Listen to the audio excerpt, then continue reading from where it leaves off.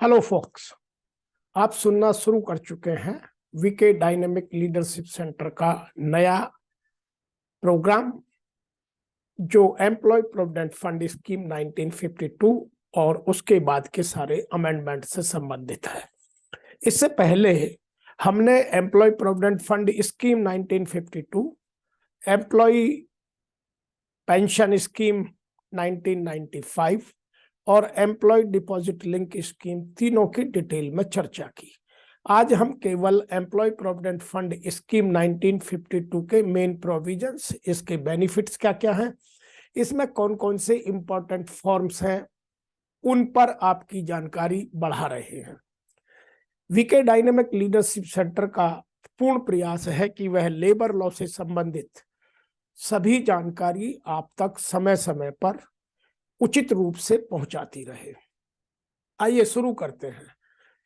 1952 में employ provident fund act India में लागू हुआ, जिसकी मोटे मोटे प्रावधान यह है कि यह उन सब कारखानों पर लागू होता है जहां 20 या उससे अधिक लोग काम करते हैं। यह उन्हीं सभी एस्टेब्लिशमेंट पर भी लागू होता है जहां 20 या 20 से अधिक लोग कार्य करते हैं। यह थिएटर्स पर या और जो एम्प्लॉयज हैं उन पर भी लागू होता है। और any other establishment which less than 20 employees notified by the central government. यहाँ भी यह भी समझ लें कि यदि कोई केंद्रीय सरकार ने ऐसे एस्टेब्लिशमेंट नोटिफाई कर दिए हैं जहां 20 से भी कम है तो भी लागू होगा। इसके अलावा और बहुत सारे हैं जिन पर यह लागू होता है।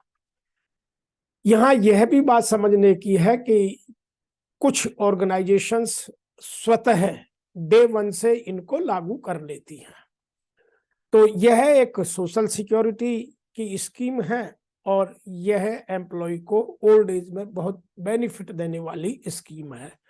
अब इसका मेंबर कौन बनता है और कौन कितना फंड देता है, तो यहाँ यह बात तय होगी कि जो उन कारखानों में काम करते हैं जहां यह स्कीम लागू है वहां के सब मेंबर इसके बन जाते हैं और उनकी अर्निंग 15,000 से कम या 15,000 तक होनी चाहिए।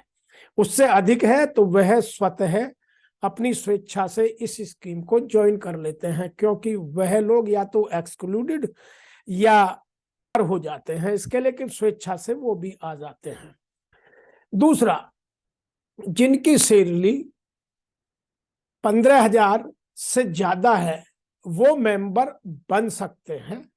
उन्हें अपनी स्वेच्छा का दिखाना और एक डॉक्यूमेंट साइन करके अपने एम्प्लॉयर को देना आवश्यक है। अब हम बात करते हैं कि इसका कंट्रीब्यूशन। तो इसके दो कंट्रीब्यूशन हैं, एक एम्प्लॉय कंट्रीब्यूशन जो 12% है और एम्प्लॉयर्स का कंट्रीब्यूशन जो एम्प्लॉयर के 12% में से, क्योंकि 8.33% चला जाता है एम्प्लॉय पेंशन स्कीम में, इसीलिए यहाँ एम्प्लॉयर्स के कंट्रीब्यूशन का 3.67% ही आता है। तो टोटल कंट्रीब्यूशन साधारण कंडीशंस में 15.67% हो जाता है। यदि कोई एम्प्लॉय इससे अधिक कटाना चाहता है तो वह स्वेच्छा से अधिक भी कटवा सकता है। उसके लिए यह कंडीशन जरूरी है कि जितना अधिक वह अपनी स्वेच्छा से कटवाएगा उसमें एम्प्लॉयर का कंट्रीब्यूशन उतना ही रहेगा जितना एज पर एक्ट है, तो वह उससे अधिक नहीं देगा। नंबर 3, हम जो इसके बेनिफिट्स की बात करते हैं वह मोटा मोटा यह है कि इसके कुछ बेनिफिट्स हैं। Number 1, it helps in saving money for long run.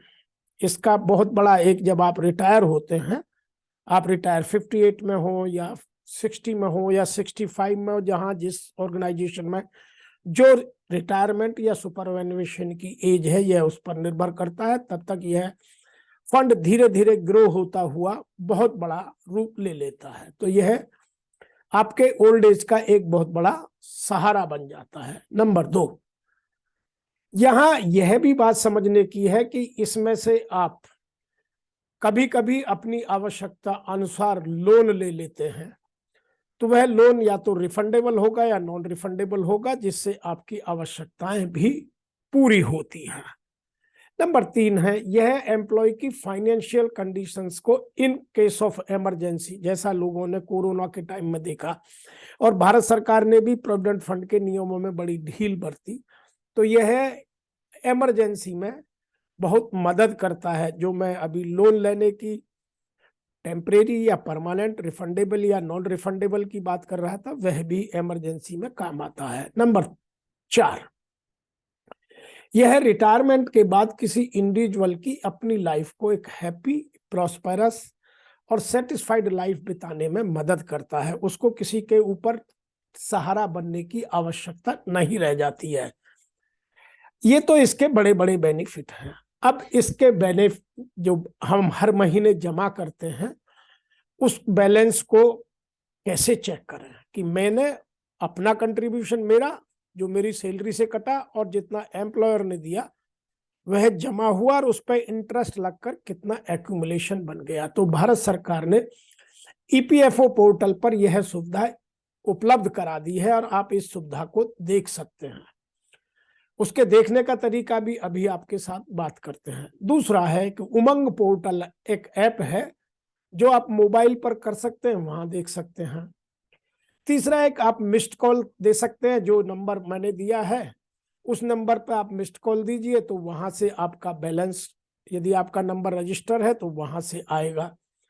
Number 4 इसका है कि नंबर दिया हुआ है भारत सरकार ने, उस पर आप एसएमएस भेजिए और पहले आपको अपना यूएएन नंबर एक्टिवेट करना पड़ेगा, तो भी आपको ईपीएफ का बैलेंस स्वतः वहां आ जाएगा। तो आज वर्तमान में आप ये हर दिन कहीं भी किन्हीं भी परिस्थितियों में चेक कर सकते हैं। यह सुविधा ऑनलाइन उपलब्ध है। दूसरा बात करते हैं कि इसमें इंपॉर्टेंट फॉर्म्स कौन कौन से हैं। मैं सबसे पहले तो ये कहूंगा कि हर आदमी को अपना नॉमिनेशन फॉर्म भरना बहुत आवश्यक है। कुछ लोग प्रोविडेंट फंड में, फैमिली पेंशन में नॉमिनेशन फॉर्म नहीं भरते हैं, एम्प्लॉयर भी ढील बरत देते हैं, तो बाद में बड़ी दिक्कत होती है। तो आप नॉमिनेशन फॉर्म जरूर भरिएगा। उसके अलावा ये सब फॉर्म आपको भरना, बहुत समझना बहुत आवश्यक है। Number 1, form 31। ये प्रोविडेंट फंड में जब भी कभी आप एडवांस का लेते हैं तो यह एडवांस फॉर्म के नाम से जाना जाता है। और इसको जब भी आपको लोन लेना हो, लोन लेने की कंडीशंस की मैक्सिमम मिनिमम की बात करते हैं, समझते हैं, तो ये फॉर्म 31 लोन लेने के काम आता है। नंबर 2, फॉर्म 10D, यह आपको मंथली पेंशन में काम आता है। फॉर्म 10C, यह भी आपका फैमिली पेंशन में और प्रोविडेंट फंड दोनों में काम आता है, और इसको आप संभाल कर रखना बहुत आवश्यक है। फॉर्म 13, यह जब आप एक ऑर्गेनाइजेशन से दूसरी एम्प्लॉय ऑर्गेनाइजेशन में स्विच कर जाते हैं, जॉब चेंज करते हैं, तो यह उन परिस्थितियों में काम आता है। कुछ केसेस में एम्प्लॉय जॉब में ट्रांसफर नहीं होता, लेकिन मोबिलिटी हो जाती है उसी ऑर्गेनाइजेशन में, तो एक ऑफिस से दूसरे ऑफिस चला जाता है, वहां भी यह काम आता है। फॉर्म 19, ये सेटलमेंट है, जब आप ले जाते हैं तो यह फाइनल सेटलमेंट का फॉर्म है। फॉर्म 20, ये family members can use this form withdraw the PF amount in case of account holder passed away. यदि किसी अकाउंट होल्डर की, प्रोविडेंट फंड अकाउंट होल्डर की डेथ हो जाए, तो उसके जो फैमिली मेंबर्स हैं, जिसको उसने नॉमिनी किया, वो या जो लीगल हायर्स हैं, वो इसको यूज करते हैं। एक नया फॉर्म है, यह है जब किसी एम्प्लॉय की डेथ हो जाती है तो उसको एम्प्लॉय डिपॉजिट लिंक इंश्योरेंस का पैसा दिलाने के काम आता है। तो ये कुछ इंपॉर्टेंट फॉर्म्स हैं जो आपको जानना एम्प्लॉय प्रोविडेंट फंड स्कीम के तहत बहुत आवश्यक है। अब हम बात करते हैं कि मैं अपना अकाउंट कैसे अपडेट करता रहूं। जब भी आज ऑनलाइन यह सुविधा उपलब्ध है, जब भी मैं जॉब चेंज करूं तो मुझे अपना डेट ऑफ एग्जिट डालना कंपलसरी है।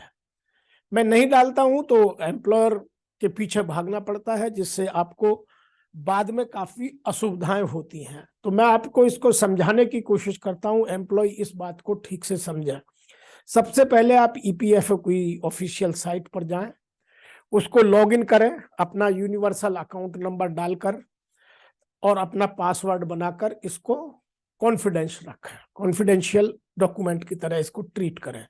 इसके नेविगेट में मैनेज में जाएं, फिर वहां जो मार्क एग्जिट है उस पर क्लिक करें, वहां सेलेक्ट एम्प्लॉयमेंट में जाएं, अपना पीएफ नंबर डालें और फिर date of exit and reason for exit डालें। उसके बाद आपको आपके रजिस्टर्ड मोबाइल नंबर पर ओटीपी आएगा, वह उसमें डालें यदि आपने अपना यह अकाउंट आधार के साथ लिंक किया हुआ है तो। जैसे ही आप ओटीपी डालेंगे तो चेकबॉक्स में जाएंगे, आप अपडेट कीजिए, ओके कीजिए, then you will receive the message कि आपका सक्सेसफुली अपडेट हो गया है। और यह नेविगेट आपको बार बार सर्विस हिस्ट्री में नजर आता रहेगा। और यह जानना इसलिए आवश्यक है कि यह एम्प्लॉय प्रोविडेंट फंड स्कीम और एम्प्लॉय पेंशन स्कीम दोनों में ही काम आता है।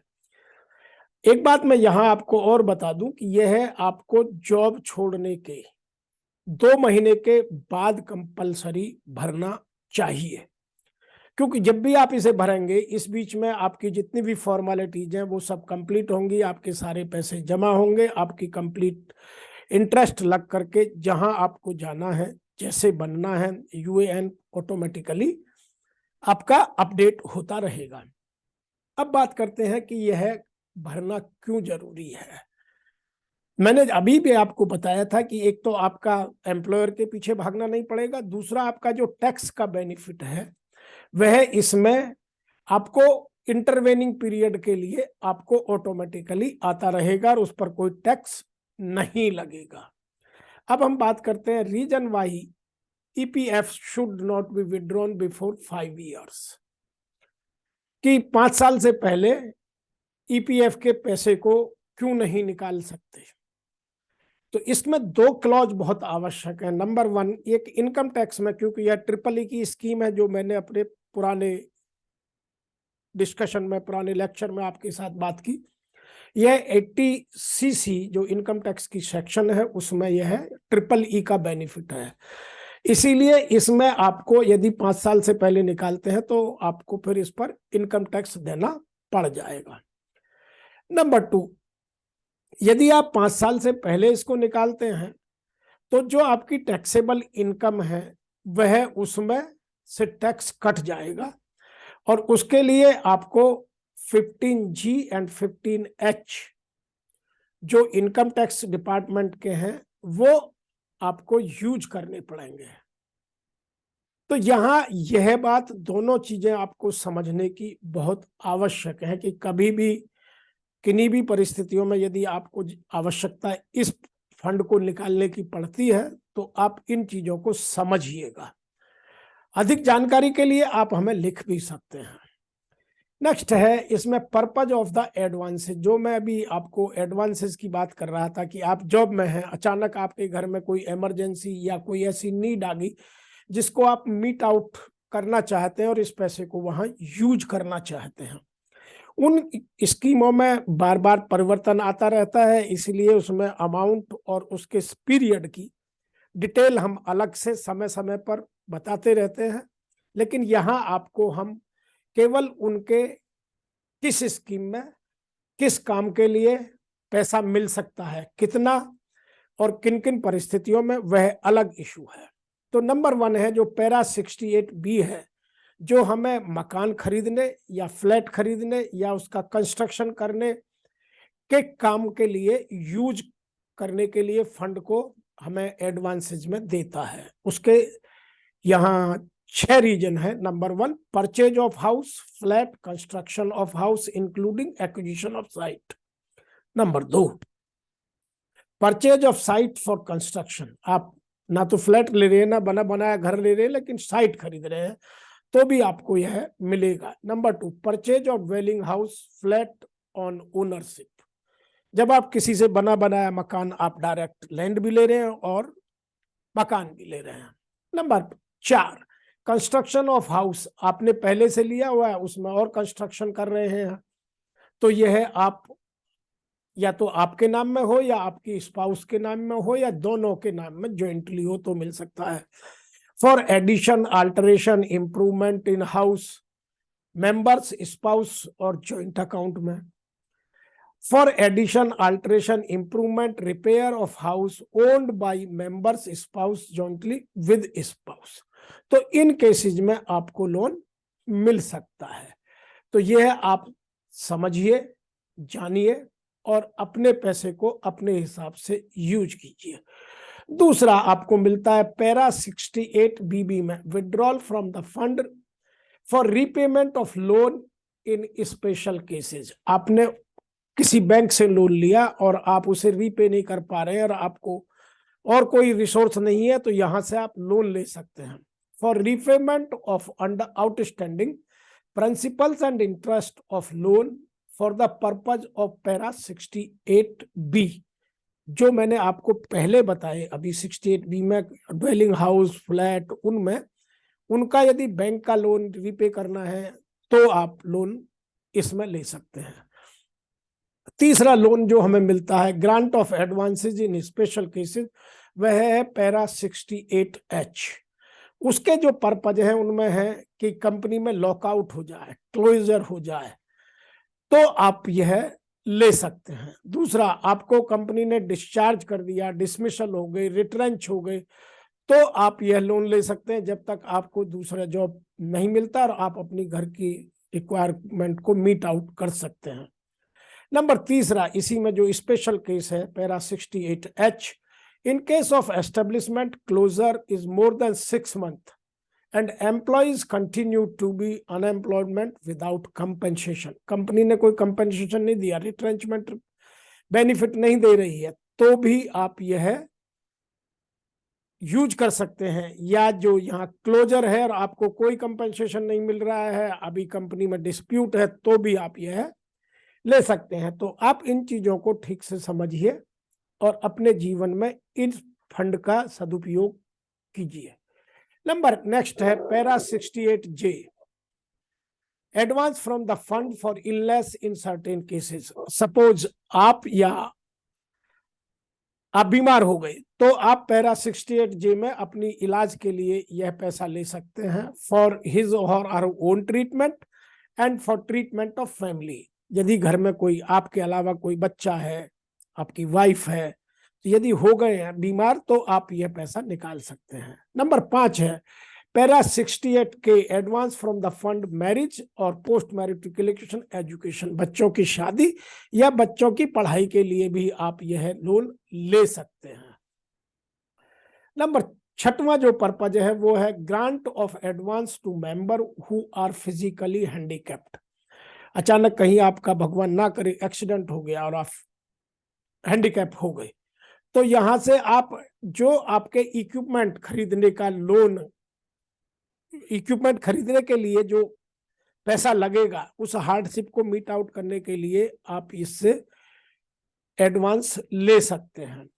नंबर 7वां जो बहुत जरूरी है और वो जानना हर आदमी को आना चाहिए, क्योंकि रिटायरमेंट एक नेचुरल प्रोसेस है कि यदि कोई भी आदमी रिटायर होने के नजदीक आ गया है तो उससे 1 साल पहले वह 90% तक विड्रॉल ले सकता है पैरा 68NN में।